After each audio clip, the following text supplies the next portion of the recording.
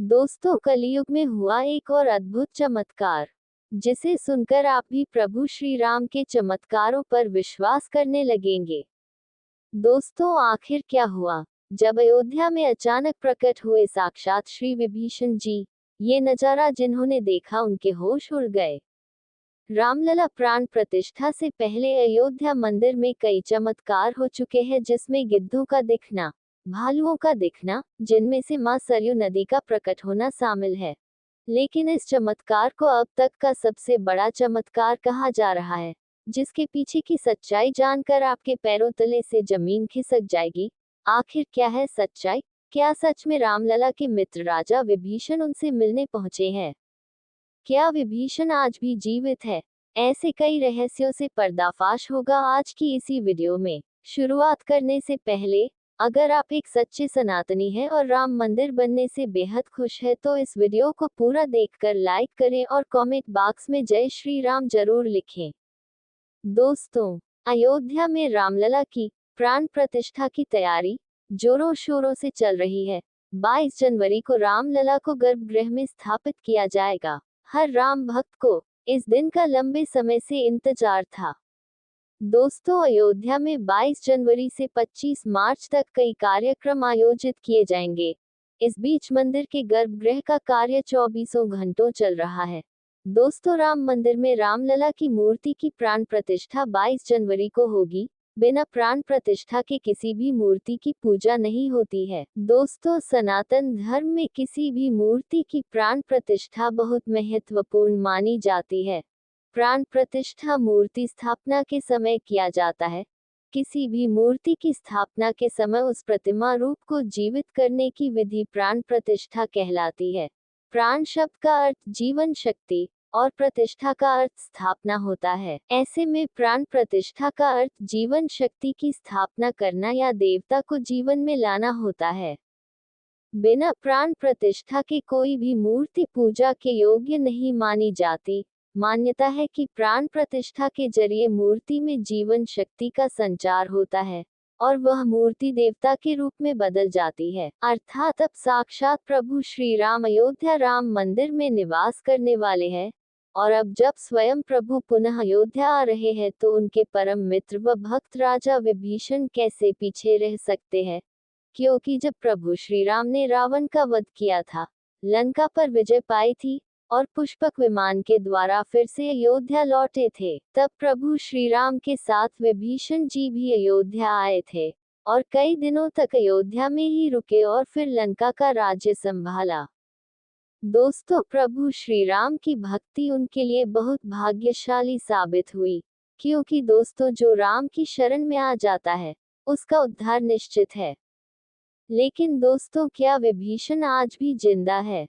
इसका जवाब आपको आगे की वीडियो देखकर पता चलेगा। हिंदू धर्म की पौराणिक कथाओं के अनुसार 8 महान विभूतियां आज भी सशरीर जीवित है, जिनमें से कुछ रामायण काल के हैं, तो कुछ महाभारत काल से और कुछ उससे भी पहले काल से है। पौराणिक मान्यताओं के अनुसार श्री हनुमान, वेदव्यास, बलि, कृपाचार्य, अश्वत्थामा, ऋषि मार्कंडेय, भगवान परशुराम और राजा विभीषण चिरंजीवियों में से है। चिरंजीव का अर्थ होता है जो सृष्टि के अंत तक जीवित रहे और जिसकी उम्र भी ना बढ़े। दोस्तों, विभीषण भी चिरंजीवी हैं, जो आज भी जीवित हैं और अनंत काल तक जीवित रहेंगे। लेकिन उन्हें चिरंजीवी होने का वरदान आखिर दिया किसने, ये जानने का विषय है। दोस्तों, विभीषण बाल्यकाल से ही बड़े धर्मपरायण थे। वह अपने बड़े भाई रावण का धर्म विरुद्ध कार्यों का विरोध भी करते थे। उन्होंने रामायण युद्ध में भी धर्म का साथ देते हुए श्री राम का साथ दिया था। विभीषण ने ही श्री राम को कुंभकर्ण, मेघनाद और रावण की मृत्यु का रहस्य बताया था, इसलिए प्रभु श्री राम ने उन्हें चिरंजीवी होने का वरदान दिया था। दोस्तों, जब कलियुग का अंत होगा, तब भगवान विष्णु एक बार फिर से अवतार लेंगे, जिनका नाम कल्कि होगा। तब ये 8 चिरंजीवी भगवान कल्कि का साथ देंगे और फिर से सतयुग की स्थापना करेंगे। इस सब से ये ही पता चलता है कि विभीषण आज भी जीवित है।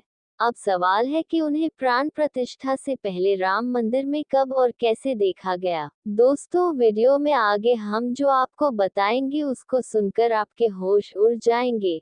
ये घटना है 11 जनवरी रात 12 बजे की। दोस्तों, रोजाना की तरह ही सभी मजदूर गर्भगृह का कार्य करके अपने तंबुओं में विश्राम कर रहे थे। तभी मध्यरात्रि में मजदूरों को मंदिर से राम नाम जाप की ध्वनि सुनाई दी। अभी किसी भी अन्य व्यक्ति को रात्रि के समय मंदिर के अंदर प्रवेश करने की अनुमति नहीं है। तब उन्हें ऐसा लगा जैसे किसी आसपास के मंदिर से उन्हें ये ध्वनि सुनाई दे रही है।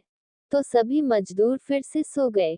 लेकिन सुभाष नाम के एक मजदूर को ये बात खटक रही थी। उसे वह आवाज लगातार राम मंदिर से ही आती प्रतीत हो रही थी। तो उसके मन में जानने की उत्सुकता हुई कि आखिर इतनी रात्रि को राम मंदिर के अंदर राम नाम का जाप कौन कर रहा है। उसने अपने साथियों को उठाना चाहा लेकिन सभी गहरी नींद में थे।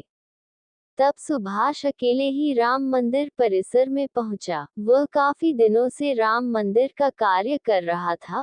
उसे राम मंदिर का एक एक दरवाजा, एक एक कोना अच्छी तरह से पता था। जब उसने राम मंदिर के गर्भगृह में झांक कर देखा, तो वहां पर एक दिव्य पुरुष, जिनके अंदर से बहुत ही असामान्य तेज प्रकट हो रहा था, वे अपने हाथों में माला लिए राम नाम का जाप कर रहे थे। सुभाष को ऐसा लग रहा था कि जैसे वे कोई दिव्य पुरुष हो और किसी पौराणिक काल से आए हो। उनके बैठने का तरीका और अंदाज किसी राजा महाराजाओं की तरह लग रहा था। ये नजारा देख सुभाष दंग रह गया। इसके बाद सुभाष अपने साथी मजदूरों के पास गया और उन्हें ये सारी सच्चाई बताई। और फिर जब सब मिलकर राम मंदिर गर्भगृह तक पहुंचे तो उनके होश उड़ गए, क्योंकि वह दिव्य पुरुष वहां से गायब हो चुके थे। रात्रि का समय होने की वजह से सभी मजदूर इसे सुभाष का भ्रम समझ रहे थे और कोई भी उसकी बात को कोई भी मानने को तैयार नहीं था। लेकिन सुभाष जानता था कि उसने जो देखा है वह बहुत बड़ा चमत्कार है। लेकिन उसके मन में एक ही सवाल था कि जो राम मंदिर में रात्रि 12 बजे राम नाम का जाप कर रहे थे, आखिर वह दिव्य पुरुष कौन थे। क्योंकि आज के समय में किसी में इतना तेज नहीं हो सकता जितना उनमें था। इसलिए वह किसी पौराणिक काल से ही हो सकते हैं।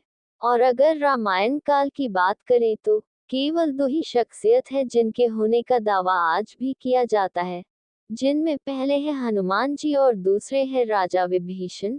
तो दोस्तों, पूरी संभावना यही है कि उस रात्रि श्री राम मंदिर में जाप करते हुए सुभाष ने जिस महापुरुष को देखा था, वह कोई और नहीं बल्कि राजा विभीषण ही थे। क्योंकि वे आज भी जीवित हैं और 8 चिरंजीवियों में से एक है। दोस्तों, राम मंदिर में ऐसे चमत्कार लगातार हो रहे हैं। इसका मतलब है कि ये दिव्य शक्तियां श्री राम के स्वागत के लिए अयोध्या आ पहुंची हैं। जय श्री राम। दोस्तों, आप भी वीडियो को लाइक कर चैनल को सब्सक्राइब जरूर कर लीजिए और कमेंट बॉक्स में जय श्री राम लिखना बिल्कुल मत भूलिए।